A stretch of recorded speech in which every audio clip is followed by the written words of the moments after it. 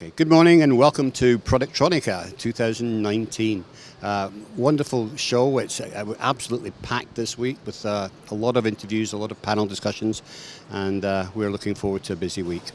My very first guest this morning is from IPC over in the United States, of course. It's David Bergman. Nice to see you, David. Good morning. Good morning. So, David, you've really been at the forefront of this CFX campaign. Bring us up to date and tell us where you're at with it just now. So we're really excited where we're at right now. Of course, the standard was released beginning of this year, and we've been doing demonstrations both virtual, where we're doing cloud-based demonstrations, as well as live lines. We've had live lines done at Apex in the spring, at the Leap Show in Shenzhen in September, and now just down the hall from your booth here, we've got a combination CFX and Hermes line going on, where we're doing physical manufacturing of assemblies on the trade show floor. So really? The standard has come along very well. We're working on the release and the voting for 1.1 release of the standard as the committee continues to work on 1.2 as they're adding more messages to the standard. So been very positive and a lot of interest expressed. Yeah, it's amazing how fast it's actually developed, this whole standard, and it's all credit to IPC and the organization behind it for doing this initiative. One of the things I see at the moment, of course, is that CFX is fairly new and it works with new equipment. But a lot of the factories out there have got legacy equipment installed. What sort of initiatives are you looking at to try and make it more inclusive for companies that have got a lot of legacy equipment installed? So a couple things. We believe that the most effective implementation will be native. And so in some of the committee discussions, the companies have said, we plan to go back several generations from our equipment. We will go back. And so first thing, if I had a legacy piece of equipment, I would check with my current equipment supplier and say, are you going to offer support for some of my older equipment? Because some of them indicated that they will be doing that. I think that's the most effective way to get plug and play. Right. For those where that's not going to be the case, we're trying to encourage. There are some companies that have either demonstrated or talked about building on add-on boxes that could be used to implement some type of hardware support to solve the particular situation. I think we have been trying to collect that information and put it on our supporters page in the CFX webpage. We've asked the companies to identify what messages they're going to support and by when they're going to support it. We're also trying to reach out to those companies that we've heard about that are doing these type of legacy boxes so that we can add that information as well. Right, these are specifically middleware companies that are doing a box that will take the native language in and convert it to a CFX compliant language. So the one company that I knew of, they were a hardware company, and this was something that they were doing in addition to their regular business. So I'm assuming that there's other companies that will work a solution. Like Scan and people like that are doing. Sure. I haven't seen any kind of box notification, but maybe you'll have an interview with those guys this week and see where they stand. Where they stand on that as well. But I do know that companies are working to deal with the legacy situation. Great. Okay, and I believe you've got some educational and other consultancy initiatives coming in down the pipe.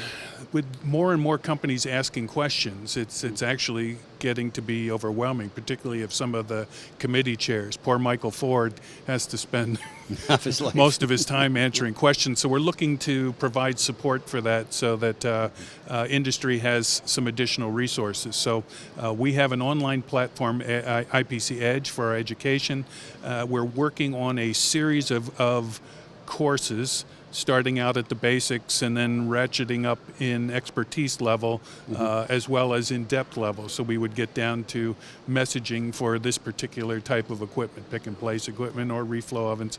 So the intent is to create a series of classes like you'd have college classes Right. that would support that. So that's one aspect. The other aspect is that we have a very rudimentary test bed that we use for the virtual demonstrations.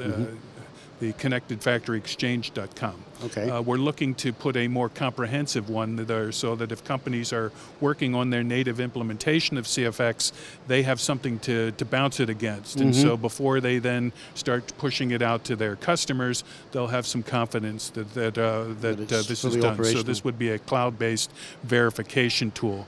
And we do expect that at some point we'll have a verification program so that if somebody wants it blessed so that they get a stamp of approval or posting on a website for people to check out, we would do some type of validation. That's probably later on in next year, 2020. Right. And then the final thing, there's companies that come up and say, look, we don't have the software horsepower in-house. We're looking for somebody to hire, and so we're looking to cultivate that resource so that they need a certain number of hours of support. We would be able to help that as well. So you're going to have a training certification scheme? We're starting with education. The certification or verification would be for the install and the piece of equipment.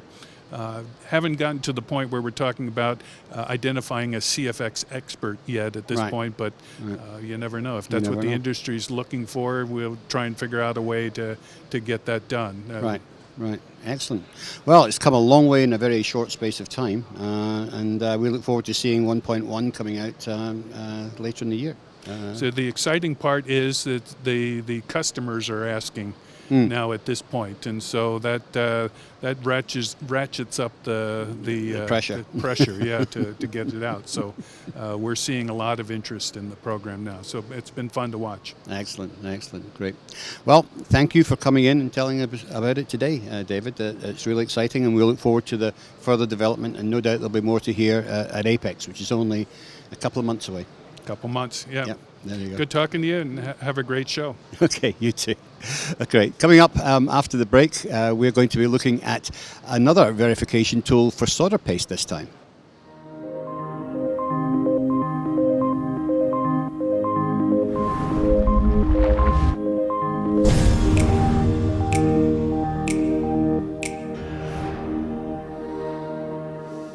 And welcome back. My next guest today is the CEO of a relatively new company with a lot of experience in the materials field. It's Michael Fredrickson from Insituware. Welcome, Michael. Nice Thank to you, see sir. you. Okay. So you started, we saw your machine for the first time at SMTAI earlier this year, and it's essentially a handheld device that has plug-in modules that measures, in this case, solder paste. Can you tell us a bit more about it? Yes, in Insituware, the module that we have, or the handheld unit that we have, is what we call our Mark 1 handheld module. It actually allows you to put Insight modules, what we call Insight plug-and-play modules, that actually allow you to measure different materials along with a corresponding app that's actually on the unit. Okay. So it's measuring solder paste. What is it actually measuring inside the paste? What's it looking for? So our first material that we're focusing on is solder paste. And what we're actually focusing on in solder paste are the fundamental electrochemical reactions that occur within solder paste. What we've learned over the past 20 years of research, actually a couple of PhD dissertations were actually created from this. We have actually learned that the electrochemistry or the electrochemical phenomenon that occurs within solder paste actually drives its rheology, which is its ability to stencil print. It also drives the solderability of the powder. And so we can actually get an indication of the solder paste's ability to solder and consequently not solder ball during the soldering process. Right, and stop it slumping and this type of thing. Yes. I see, that's interesting. I mean, obviously there's a lot of solder pastes out there and an infinite number of fluxes. Yes. How do you get the exact one to work with your system? That's actually a very good question. Actually, each solder paste, as you mentioned, based on its fluxing chemistry, whether it be a water-soluble or a no-clean solder paste, in addition to the different types of alloys, whether it be a lead-based alloy or whether it be a lead-free alloy, such as a SAC 305 or even a tin silver solder paste, the various alloys actually, along with the type of flux, actually creates a different electrochemical phenomenon. And what we do for each one of those solder pastes is we actually create a model. And that model allows us then to track that solder paste. Specifically what we're focusing on is the reaction between the powder and the flux itself, in which we actually call the powder reactivity coefficient. We actually call it the PRC. Right. So that'll give it a sort of bandwidth that you can operate within. If it goes out of spec, then obviously I'll recommend that you don't use that paste. Exactly.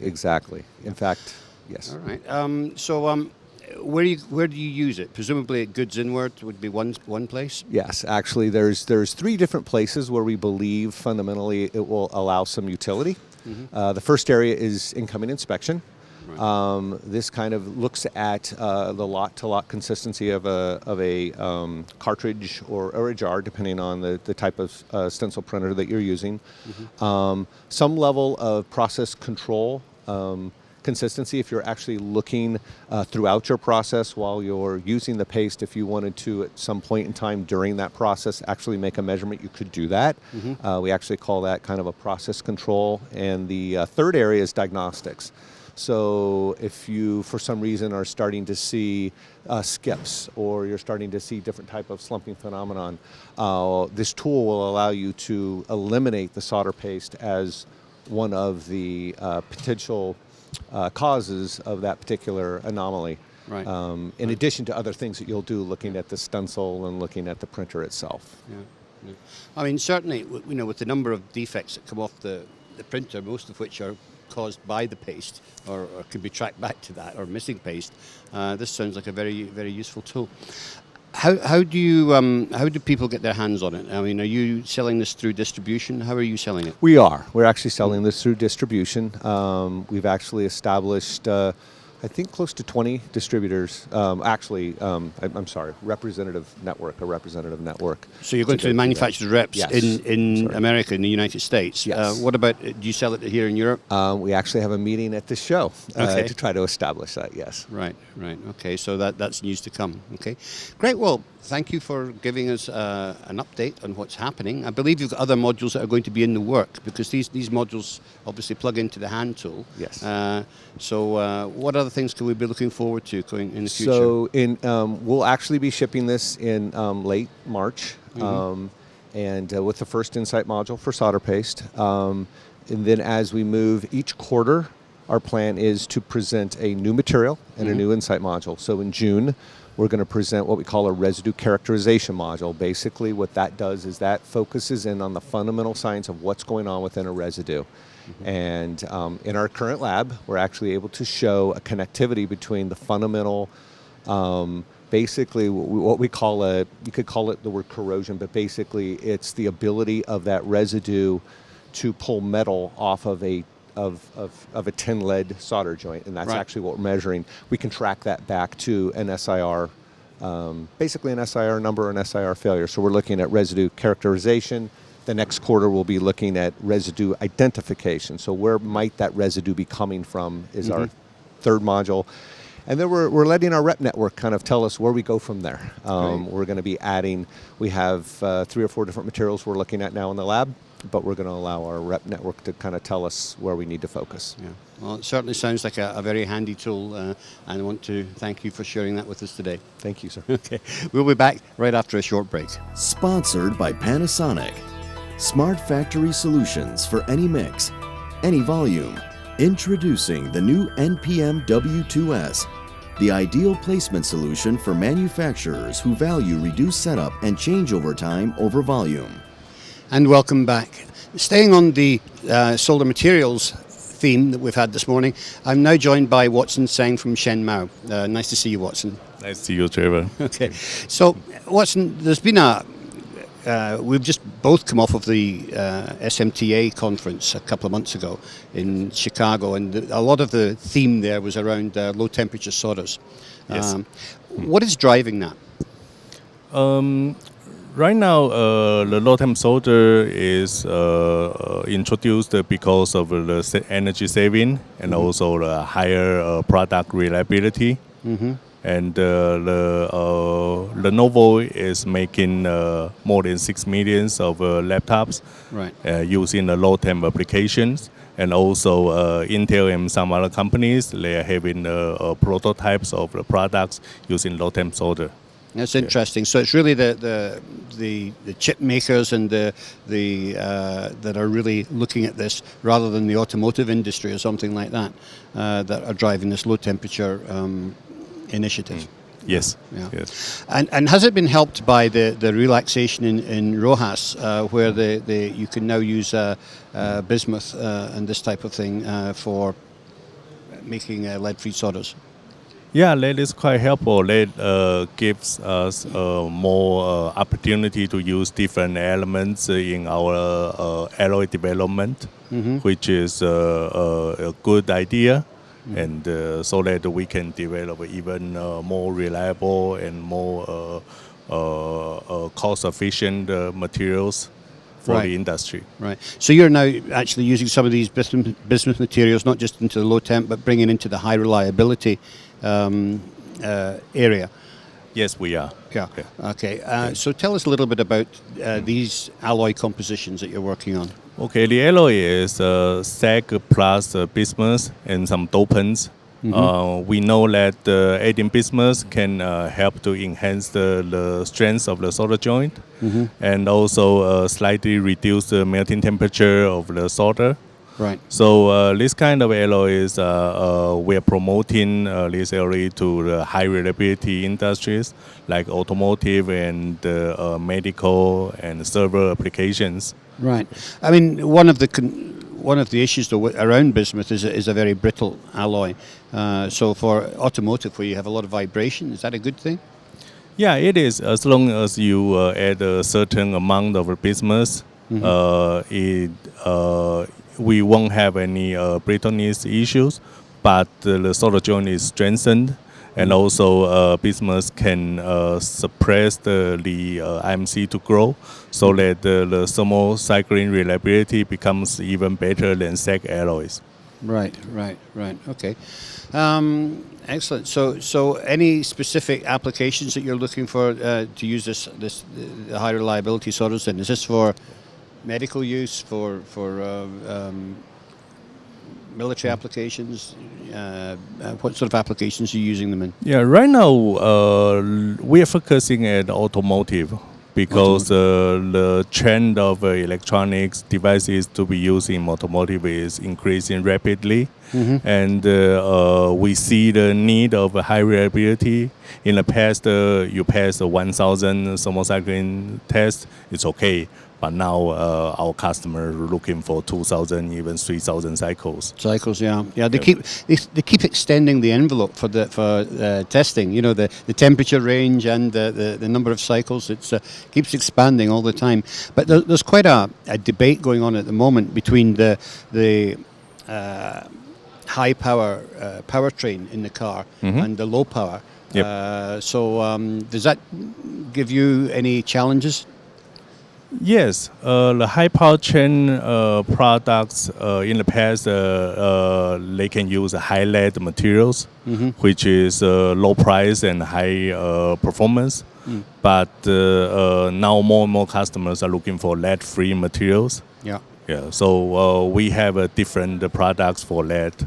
We have lead-free solder alloys, and also we have solutions other than solder. For example, we have silver sintering materials. We have a TOPS, which is a transient liquid phase sintering. All these materials can help to make even more reliable products. Yeah. It's interesting because sintering as a process has become a lot more acceptable now. In the mainstream. Because of course it does involve having to buy some hardware, but people seem to be quite accepting of it. So there we go. Good. Well, Watson, I want to thank you for giving us an update on the latest materials that you're working on and the development at SHENMAO. And no doubt we'll be hearing more from you in the new year when we see you at Apex. Thank you, Trevor. Okay, thank you for joining us. And that brings us to the end of the morning show today. We've got a couple of panel discussions coming up, which you'll also see later today. But for now, this is Trevor Galbraith saying thanks for joining us.